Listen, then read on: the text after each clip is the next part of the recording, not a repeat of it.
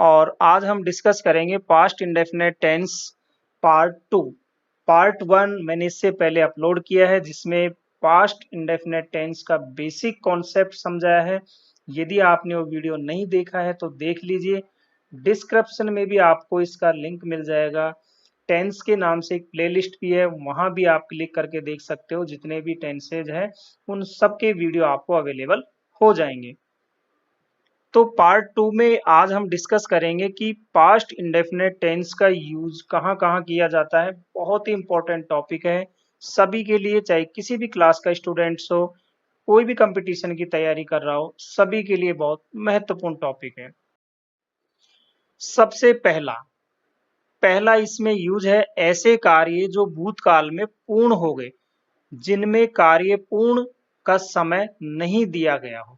यानी कार्य हमारा एक्शन जो है वो पास्ट में कंप्लीट हो गया, लेकिन उसके कंप्लीट होने का कोई टाइम नहीं दिया गया है। जैसे उसने अपने कपड़े धोए, अब कार्य हमारा पास्ट में कंप्लीट हो गया, यानी उसने अपने कपड़े धो लिए, लेकिन कब धोए इसके बारे में कोई जिक्र नहीं किया गया।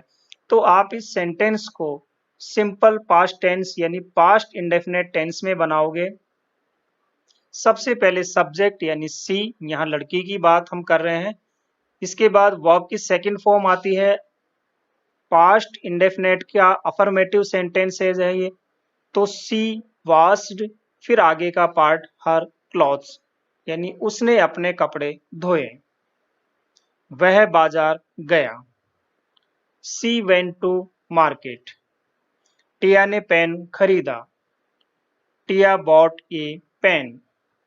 मैंने एक पत्र लिखा, आई रॉट ए लेटर। अब ये जितने भी सेंटेंस है इनमें कहीं भी समय का जिक्र नहीं किया गया, लेकिन जो जितने भी कार्य है ये सब पास्ट में कंप्लीट हो रहे हैं, तो इनको हम पास्ट इंडेफिनेट टेंस में बनाएंगे। और यहाँ पे वर्ब की सेकंड फॉर्म का यूज होता है जब हमारा सेंटेंस अफर्मेटिव हो यानी पॉजिटिव सेंटेंस हो तब। दूसरा हमारा है जो कार्य पास्ट में पूर्ण हो गया, यानी कार्य हमारा पास्ट में पूर्ण हो गया, लेकिन यहाँ कार्य पूर्ण होने का समय भी दिया है, यानी पास्ट का जो बीता हुआ समय है वो सेंटेंस में आपको दिया हुआ है।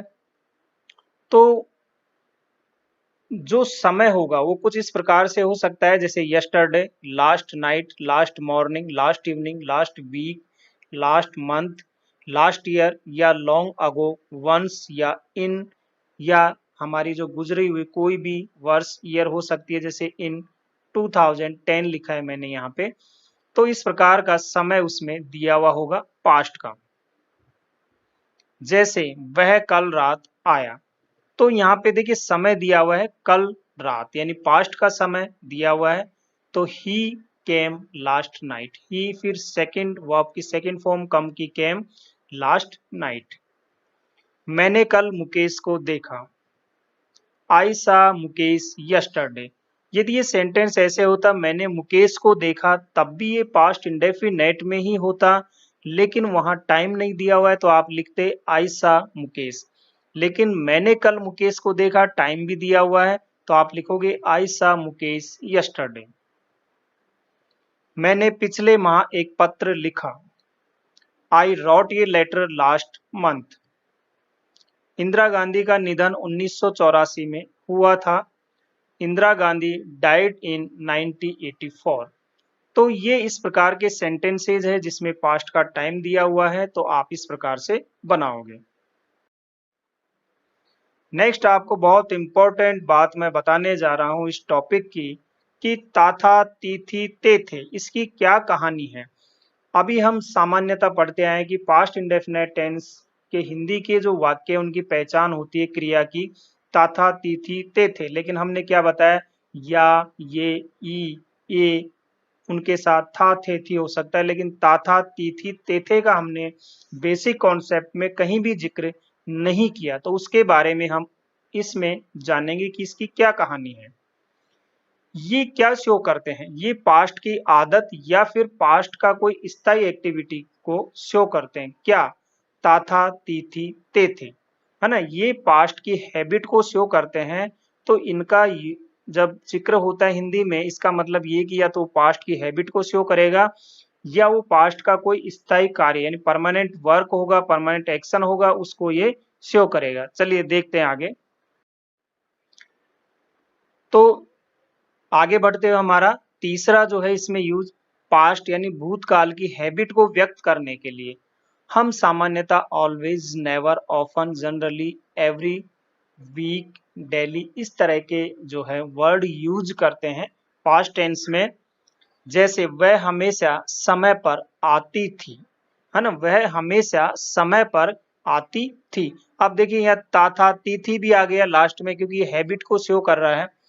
तो आप लिखोगे she always came on time, she always came on time. वह कभी चर्च नहीं जाता था। तो ये हैबिट को शो कर रहा है, यानी कि पास्ट की हैबिट को शो करता है, और उनमें इस तरह के आपको टर्म्स जरूर मिलेंगे।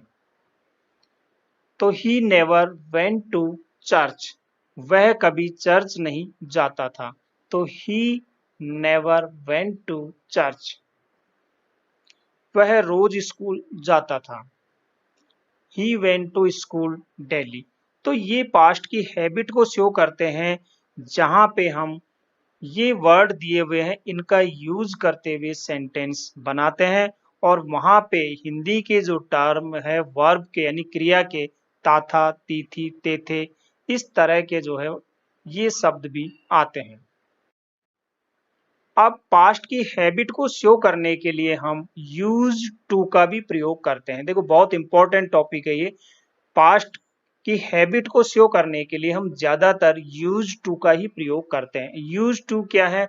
एक तरह से ये मॉडल है, हम इसे सेमी मॉडल कहते हैं। देखते हैं इसका किस प्रकार से यूज किया जाता है।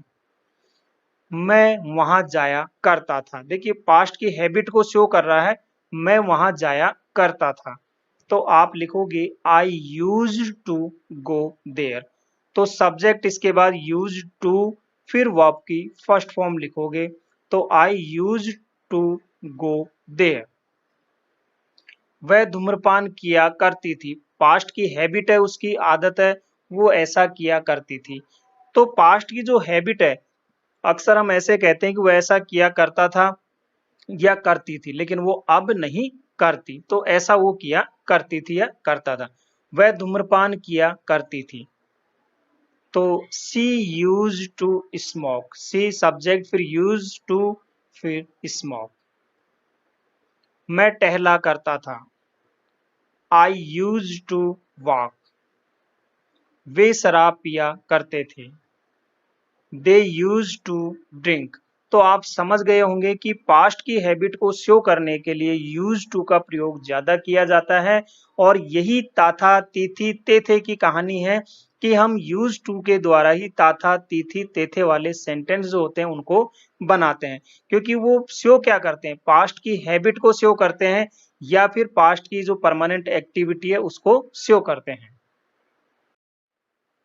और एग्जाम्पल लें, आप सुबह में टहला करते थे। पास्ट की बात हो रही है, तो you use to walk in the morning. यदि यही सेंटेंस हम नेगेटिव में बनाएं, आप सुबह में नहीं टहला करते थे, तो you used not to walk in the morning. यहाँ यूज और फिर टू के बीच में आपको नॉट लगाना है, जब नेगेटिव सेंटेंस होगा तब।